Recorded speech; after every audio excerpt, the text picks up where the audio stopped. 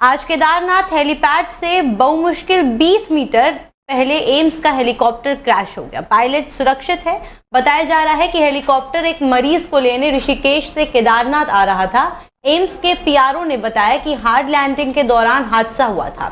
Helicopter की tail bone टूटी है, कोई घायल नहीं है। हेलीकॉप्टर में केवल पायलट सवार था। बता दें कि 29 अक्टूबर 2024 को पीएम नरेंद्र मोदी ने एम्स की हेली एम्बुलेंस सेवा संजीवनी का शुभारंभ किया था। आपको बता दें कि इससे पहले भी केदारनाथ धाम के पास हेलीकॉप्टर क्रैश हो चुका है। बीते 8 मई को ही गंगोत्री धाम जा रहा एक हेलीकॉप्टर गंगनानी के समीप दुर्घटनाग्रस्त हो गया था। इस घटना में 5 महिलाओं समेत 6 लोगों ने मौके पर ही दम तोड़ दिया था। वहीं एक व्यक्ति गंभीर रूप से घायल भी हो गया था। गंगनानी का हेलीकॉप्टर हादसा बहुत भयावह था। वहां पर खोज बचाव अभियान भी चला रहे थे। अधिकारी कर्मचारियों ने भी बताया था कि घटना में हेलीकॉप्टर के भी 2 टुकड़े हो गए। वहीं 2 शव हेलीकॉप्टर में फंस गए थे। उन्हें निकालने के लिए हेली को काटना पड़ा था। वहीं करीब 200 मीटर गहरी खाई में रेस्क्यू अभियान चलाना बहुत मुश्किल था और एक बार फिर से अब ये हेलीकॉप्टर क्रैश की खबर आ रही है। हालांकि इसमें किसी के हताहत होने की कोई भी खबर नहीं है। उत्तर प्रदेश के बुलंदशहर की सिकंदराबाद थाना पुलिस को बड़ी कामयाबी हाथ लगी है। सिकंदराबाद थाना प्रभारी अनिल शाही ने अपनी टीम के साथ कार्यवाही करते हुए ऑन डिमांड वाहन चोरी करने वाले 4 शातिर अंतर्राज्यीय वाहन चोरों को गिरफ्तार किया है। ये चोर अपने ग्राहकों की डिमांड के अनुसार ऑन डिमांड ऑर्डर लेकर वाहन चोरी किया करते थे। आपको बता दें कि ये शातिर चोर संगठित गिरोह बनाकर चोरी की घटना को अंजाम दिया करते थे। ये शातिर दिल्ली गौतम बुद्ध नगर से मोटरसाइकिल चोरी करके नंबर प्लेट बदल के एनसीआर क्षेत्र के जनपदों बुलंदशहर, हापुड़, अलीगढ़, संभल, मेरठ आदि में सस्ते दामों में बेच दिया करते थे। आपको बता दें कि गिरफ्तार किए गए इन चोरों का लंबा आपराधिक इतिहास है। इसमें से दिनेश उर्फ हालू पर 17 और संदीप पर 18 मुकदमे दर्ज हैं। गिरफ्तार शातिर चोरों से जब पुलिस ने मीडिया के कैमरों के सामने मोटरसाइकिल का लॉक खोलने के लिए कहा तो शातिर चोर ने मास्टर चाबी से पलक झपकते ही मीडिया के कैमरे के सामने मोटरसाइकिल का लॉक खोल दिया। गिरफ्तार किए गए चोरों द्वारा पहले से ही दिल्ली, अलीगढ़, संभल जनपदों में बाइक चोरी की वारदात को अंजाम दिया जाता रहा है। ये कई बार जेल भी जा चुके हैं। ये सभी आरोपी संभल से हैं। वहीं पुलिस पूछताछ में इन्होंने लगभग 100 बाइक चोरी किए जाने की बात को स्वीकार किया है। ये ऑन डिमांड बाइक चोरी किया करते थे। पुलिस द्वारा अग्रिम विविध कार्यवाही अभी फिलहाल की जा रही है। उत्तर प्रदेश के नोएडा में शनिवार को मौसम में बड़ा परिवर्तन देखने को मिला है। नोएडा में तेज आंधी के साथ बारिश भी हुई है। इस बारिश ने जहां एक ओर लोगों को भीषण गर्मी से राहत दी तो वहीं दूसरी ओर आंधी और बारिश की वजह से राहगीरों को मुसीबतों का सामना करना पड़ा।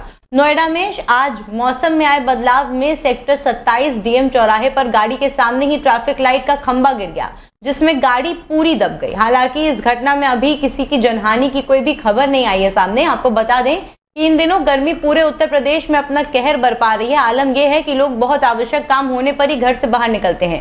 पिछले कुछ दिनों में प्रदेश के ज्यादातर हिस्सों में अधिकतम तापमान में तेजी से बढ़ोतरी हुई है। गर्मी ने लोगों को पसीना निकाल दिया। हालांकि आज नोएडा में मौसम में आए बदलाव के बाद लोगों को गर्मी से थोड़ी बहुत राहत मिली है। बिहार के राज्यपाल आरिफ मोहम्मद खान आज बिहार राज्य इंडस्ट्रीज एसोसिएशन स्थित विश्व संवाद कार्यक्रम में पहुंचे, जहां अपने संबोधन में उन्होंने देश की रक्षा और सुरक्षा की बात करते हुए देश को 2047 तक दुनिया का सबसे विकसित देश बनाने की बात कही है। लेकिन अंत में बात करते करते वो दिल की बात भी बताने लगे। राज्यपाल ने कहा कि मेरा दिल रो रहा है जब कुछ बातें सुन रहा हूँ। 4 महीने में जितना हुआ उतना मुझे 5 साल केरल में भी नहीं हुआ था। राज्यपाल ने कहा कि यहाँ जो मैं 4 महीने में देख रहा हूँ एकदम मुझे उसके बारे में बताने में भी शर्म आएगी। मैं पब्लिकली उसको बता भी नहीं सकता। जिस तरह से फोन किया जा रहे हैं उन लोगों को जिनकी नई नियुक्ति हुई है, तुम ये करोगे तो ये हो जाएगा, ऐसा करोगे तो वैसा चले जाओगे, ये तरह की बातें की जा रही है। हमने 1-2 एक्शन भी लिया है जहां पुष्टि भी हो रही है। उन्होंने शिक्षाविद कई लोगों से कहा कि मुझे आप लोग की मदद चाहिए, इसके लिए मैं आप लोग के साथ हाथ जोड़ा हूँ।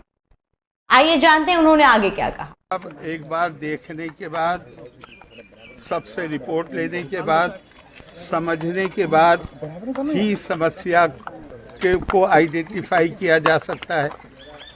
लेकिन एक बात बिल्कुल पक्की है कि वातावरण मुझे ऐसे लगता है कि जहां जिनको डिसिप्लिन एनफोर्समेंट की जिनकी जिम्मेदारी है, क्रिमिनल एक्टिविटीज के चलते उनके मन में भी भय और ये क्रिमिनल्स जो बातों से लगा वो ज्यादातर वो हैं जिनका यूनिवर्सिटी से कोई संबंध नहीं। गाजियाबाद में एक तांत्रिक के कहने पर एक सास ने अपनी बहू को जेवर चुराने का आरोप लगाया। बहू इससे इतनी आहत हुई कि वो नहर में कूद गई। महिला को नहर में कूदते देख ड्यूटी पर तैनात 2 ट्रैफिक कर्मी भी नहर में कूद गए। इस दौरान महिला और एक ट्रैफिक कर्मी की तो सकुशल बच गए, परंतु रेस्क्यू के बाद जब दूसरा ट्रैफिक पुलिसकर्मी को बाहर निकाला गया तो उसके अस्पताल में मौत हो गई। ऐसे में मृतक पुलिसकर्मी के पिता को जब इस घटना के बारे में पता चला तो उसके पैरों तले जमीन खिसक गई। जवान बेटे को अर्थी देने का दुख दुनिया का सबसे बड़ा दुख है। बेटे की बहादुरी ने दुनिया के सामने मिसाल कायम करके पिता का सीना गर्व से चौड़ा कर दिया। चश्मदीदों के मुताबिक जैसे ही आरती नाम की महिला ने छलांग लगाई, वैसे ही वहां ड्यूटी कर रहे ट्रैफिक के दोनों पुलिसकर्मी उसकी जान बचाने के लिए कूद गए। चश्मदीदों का दावा है कि दोनों को तैरना नहीं आता था, लेकिन जैसे तैसे एक ट्रैफिक कर्मी तो बच गया, वहीं दूसरे को बचाने के लिए कूदे लोग, लेकिन वो नहीं बच सका। हालांकि किसी की भी मौत होना दुखद है, लेकिन जिस तरीके से ट्रैफिक पुलिसकर्मी को एम्बुलेंस नहीं मिली, ये गाजियाबाद पुलिस और अन्य एजेंसियों पर सवाल उठाने के लिए काफी है।